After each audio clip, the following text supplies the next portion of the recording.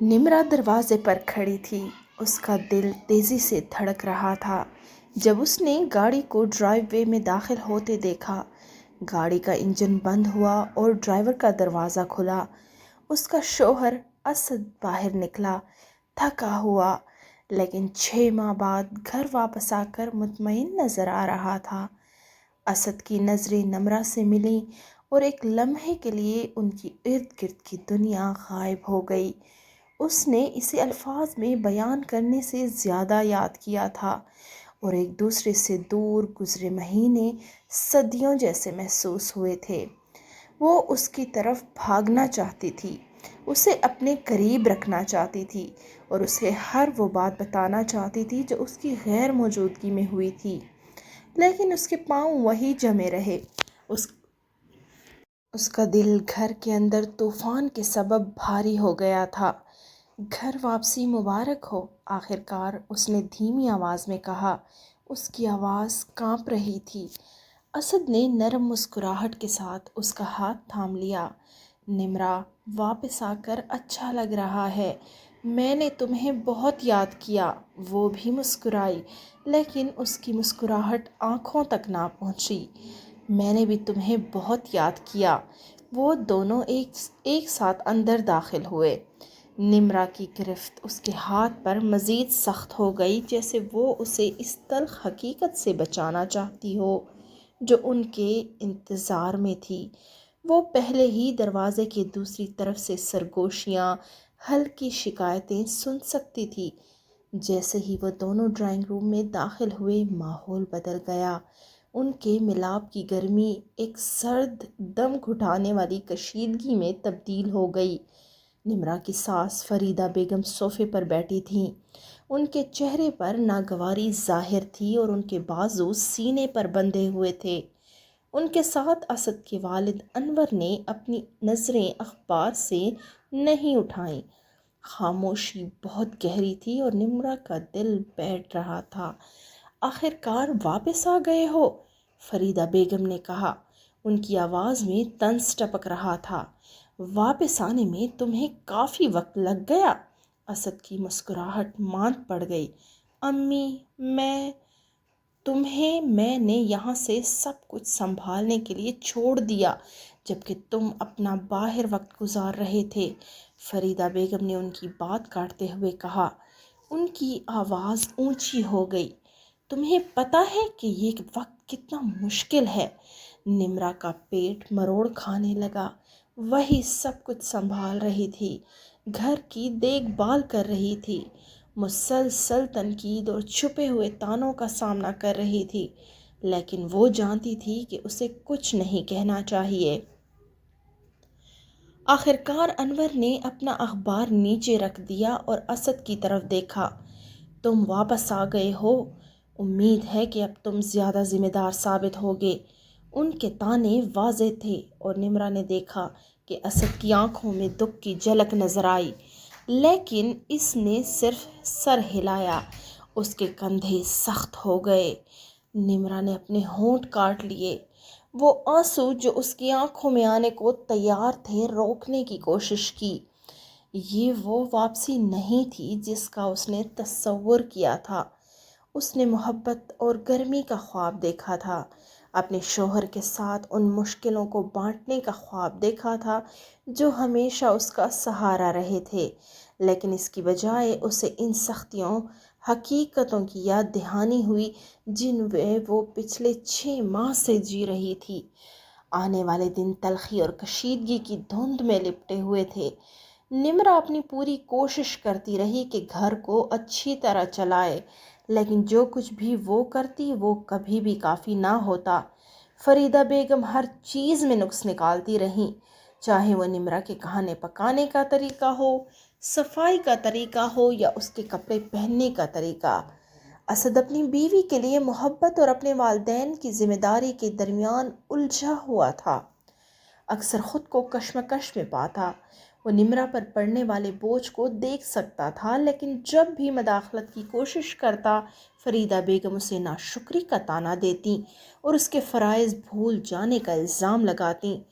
تم اس کے ساتھ بہت نرم ہو، فریدہ بیگم کہتی۔ اسے گھر چلانے کا صحیح طریقہ سیکھنا ہوگا۔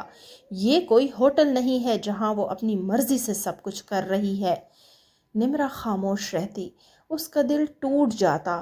وہ جانتی تھی کہ اسد اپنی پوری کوشش کر رہا ہے، لیکن انہیں لگتا تھا کہ وہ ایک ایسی جنگ لڑ رہے ہیں جو کبھی جیتی نہیں جا سکتی۔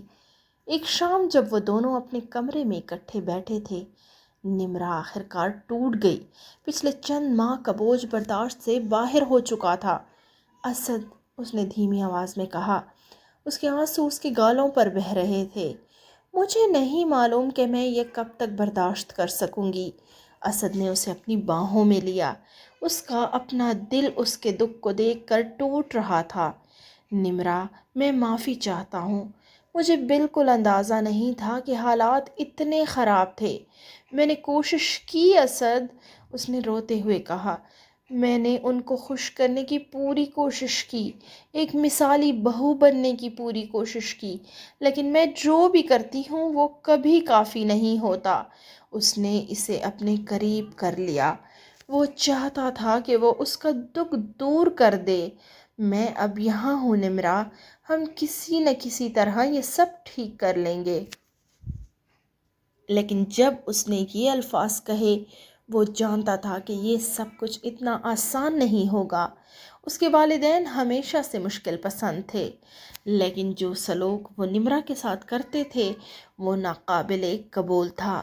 کشیدگی میں اضافہ ہوتا گیا اور جلد ہی حالات بگڑنے کی حد تک پہنچ گئے۔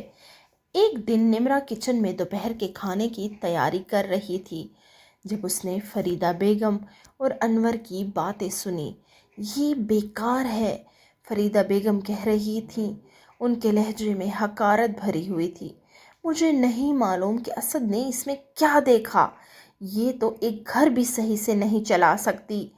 انور نے اتفاق میں سر ہلایا، یہ یہاں صرف اسد کے پیسوں کی وجہ سے ہے، اسی سے اسے مطلب ہے۔ نمرا ساکت ہو گئی، چاقو اس کے ہاتھ سے پھسل کر کاؤنٹر پر گر گیا۔ اس کا دل تیزی سے دھڑکنے لگا اور ان کے الفاظ اس کے اندر گہرائی میں اتر گئے۔ کیا وہ واقعی اس کے بارے میں یہ سوچتے ہیں؟ کیا وہ سمجھتے ہیں کہ وہ صرف پیسوں کے لیے یہاں ہے؟ اسے چکر آنے لگے، اس کے ہاتھ کانپنے لگے جبکہ اس نے چاقو اٹھایا۔ اسے ہمیشہ سے معلوم تھا کہ وہ اسے پسند نہیں کرتے، لیکن ان کے سخت الفاظ سن کر اسے ایسا لگا جیسے کبھی کسی نے اس کے منہ پر تماچا مار دیا ہو۔ اسی شام جب اسد گھر آیا تو وہ فوراً سمجھ گیا کہ کچھ تو غلط ہے۔ نمرا خاموش تھی، اس کی آنکھیں جھکی ہوئی تھیں اور اس نے اپنے کھانے کو چھوا تک نہیں تھا۔ اسد نے اس سے پوچھنے کی کوشش کی کہ کیا ہوا ہے، لیکن اس نے سر ہلایا، اس کے پاس الفاظ جیسے ختم ہو گئے تھے۔ رات کے وقت جب وہ دونوں بستر پر لیٹے، نمرا نے آخر کار بات کی، اسد، آج میں نے جو سنا ہے، تمہارے والدین وہ یہ سوچتے ہیں کہ میں یہاں تمہارے ساتھ صرف پیسوں کی خاطر ہوں۔ اسد کی جبڑیاں سخت ہو گئیں، غصہ اس کے اندر بھڑک اٹھا۔ یہ سچ نہیں ہے نمرا، انہیں نہیں پتا کہ وہ یہ کیا کہہ رہے ہیں، لیکن یہ تکلیف دیتا ہے اسد، اس نے دھیمی آواز میں کہا۔ اس کی آواز کانپ رہی تھی۔ میں نے انہیں خوش کرنے کی پوری کوشش کی، لیکن جو کچھ بھی میں کرتی ہوں وہ کبھی کافی نہیں۔ اگلے چند دن نمرا اور اسد کی زندگی کے سب سے مشکل دنوں میں سے تھے۔ اسد نے ایک ایسی محبت کو محسوس کیا جو اس کے والدین کی فرمانبرداری کے درمیان پھنس گئی تھی۔ اسے معلوم تھا کہ اگر حالات نہیں بدلے تو وہ نمرا کو کھو سکتا ہے، اور یہ ایسی چیز تھی جو وہ کبھی بھی برداشت نہیں کر سکتا تھا۔ ایک شام جب وہ دونوں اپنے کمرے میں اکٹھے بیٹھے تھے، اسد نے ایک اہم فیصلہ کیا۔ نمرا، ہم یہاں سے جا رہے ہیں۔ نمرا نے حیرت سے اس کی طرف دیکھا۔ کیا مطلب؟ ہم یہاں سے منتقل ہو رہے ہیں، اس نے پختہ لہجے میں کہا۔ میں تمہیں اس طرح تکلیف میں نہیں دیکھ سکتا۔ ہم اپنا الگ گھر تلاش کریں گے جہاں ہم سکون سے زندگی گزار سکیں۔ نمرا کا دل دھڑک اٹھا۔ اس نے کبھی نہیں سوچا تھا کہ اسد اپنے والدین کے بجائے اس کا انتخاب کرے گا، لیکن اس کی آنکھوں میں عزم کی جھلک اس کی سنجیدگی کو ظاہر کر رہی تھی۔ لیکن تمہارے والدین کا کیا ہوگا؟ اس نے کانپتی ہوئی آواز میں پوچھا۔ میں ان سے بات کروں گا، اسد نے کہا۔ اس کا جبڑا سخت ہو گیا۔ انہیں سمجھنا ہوگا کہ وہ تمہارے ساتھ ایسا سلوک نہیں کر سکتے، اور اگر وہ نہیں سمجھے تو ہمیں اپنی زندگی خود بنانی پڑے گی۔ نمرا کی آنکھوں میں آنسو آ گئے، لیکن اس بار یہ آنسو راحت کے تھے۔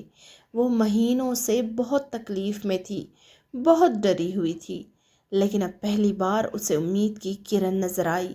اگلے دن اسد نے اپنے والدین سے بات کی۔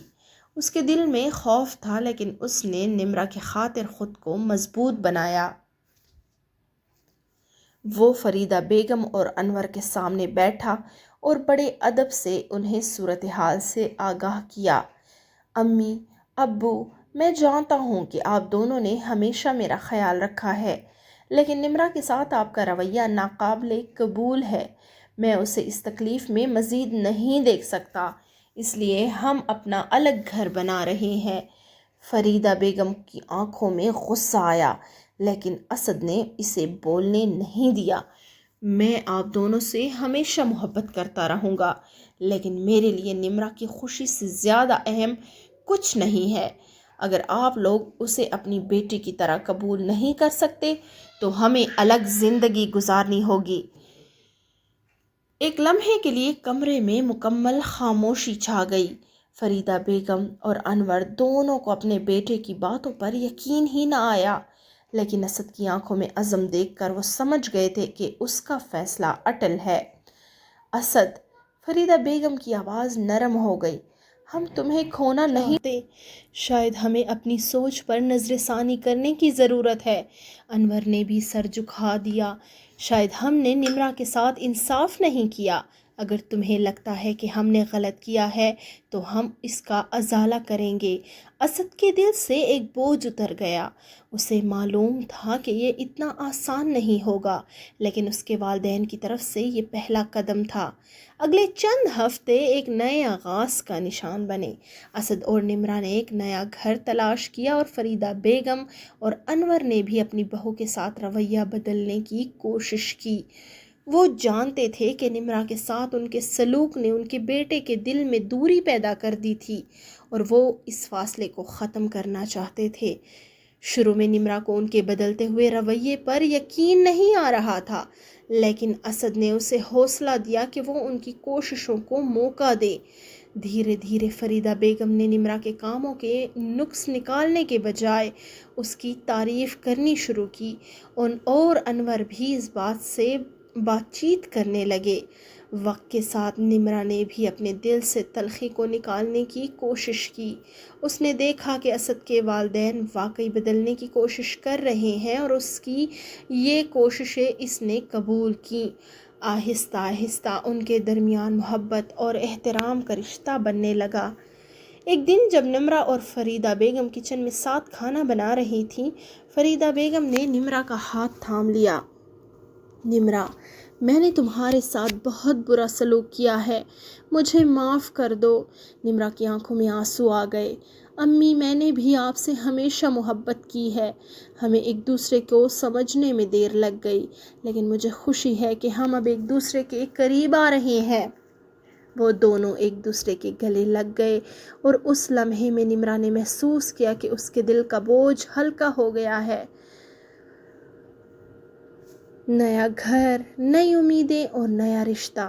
نمرا اور اسد کے درمیان محبت اور بھی گہری ہو گئی تھی، اور اسد کے والدین نے بھی نمرا کو دل سے قبول کر لیا تھا۔ انہوں نے سیکھا کہ محبت، احترام اور صبر کے ذریعے ہی ایک خاندان کو مضبوط بنایا جا سکتا ہے۔ نمرا نے اس ساری آزمائشوں سے یہ سبق سیکھا کہ زندگی میں کبھی کبھی مشکلات کا سامنا کرنا پڑتا ہے، لیکن اگر محبت اور صبر سے کام لیا جائے تو ہر رکاوٹ کو عبور کیا جا سکتا ہے۔